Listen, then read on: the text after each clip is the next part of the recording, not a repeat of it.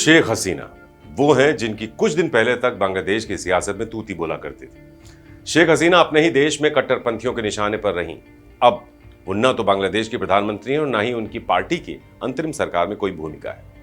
कहा जा रहा है कि हसीना यूरोप के किसी मुल्क में शरण लेना चाहती थी, लेकिन किसी भी देश ने हसीना को पॉलिटिकल असाइलम देने से इनकार कर दिया। तो ऐसे में सवाल ये पूछा जा रहा है कि क्या शेख हसीना को उनके पिता की तरह मार दिया जाएगा?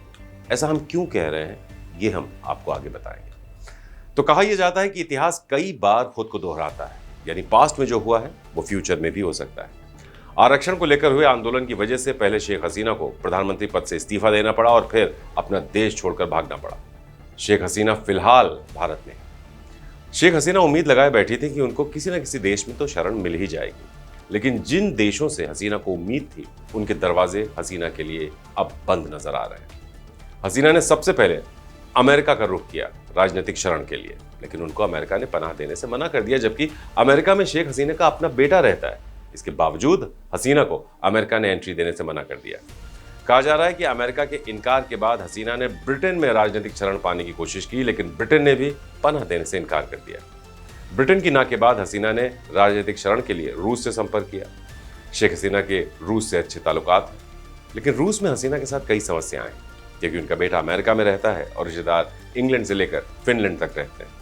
अमेरिका ने रूस पर कई तरह के प्रतिबंध लगा रखे हैं। ऐसे में रूस में रहने की वजह से वो अपने बेटों और रिश्तेदारों से मिल नहीं पाएंगे। कहा जा रहा है कि अमेरिका, ब्रिटेन और रूस के बाद शेख हसीना ने बेलारूस से राजनीतिक शरण मांगी, लेकिन हसीना पर यूरोप के सभी देशों का रुख लगभग एक जैसा ही है, लिहाजा बेलारूस के साथ भी हसीना की बात बन नहीं पाई। शेख हसीना के लिए सबसे बेहतर विकल्प फिनलैंड माना जा रहा था। फिनलैंड में हसीना के कई रिश्तेदार भी रहते हैं, लेकिन अमेरिका के इनकार के बाद ज्यादातर अमेरिकी प्रभाव वाले देशों ने हसीना से दूरी बना रखी है। फिनलैंड से भी हसीना को नाउम्मीदी मिली।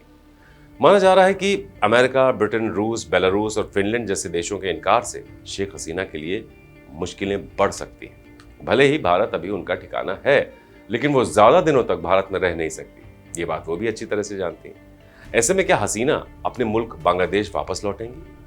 अगर ऐसा होता है तो ये शेख हसीना के लिए बेहद खतरनाक हो सकता है, क्योंकि जो अनहोनी उनके पिता और परिवार के साथ हुई वो शेख हसीना के साथ भी हो सकती है। दरअसल बांग्लादेश की सेना के कुछ अफसरों ने 15 अगस्त 1975 को हसीना के पिता शेख मुजीबुर रहमान और उनके पूरे परिवार की हत्या कर दी थी। छोटे छोटे बच्चों को भी नहीं छोड़ा था। उनकी दोनों बेटियां बच गईं, क्योंकि दोनों देश में नहीं थे, जर्मनी में थे, और उनमें से एक शेख हसीना भी थी। खैर, अगर शेख हसीना बांग्लादेश वापस लौटती हैं तो उन्हें इस बात का डर तो लगा रहेगा हमेशा कि जो उनके पिता और परिवार के साथ हुआ वो कहीं उनके साथ ना हो जाए। यूपी की हर खबर देखने और उनसे अपडेट रहने के लिए हमारे चैनल श्रेष्ठ यूपी को सब्सक्राइब और लाइक करें। साथ ही बेल आइकन को दबाना ना भूलें, जिससे हमारे हर वीडियो की जानकारी आप तक पहुंचती रहे।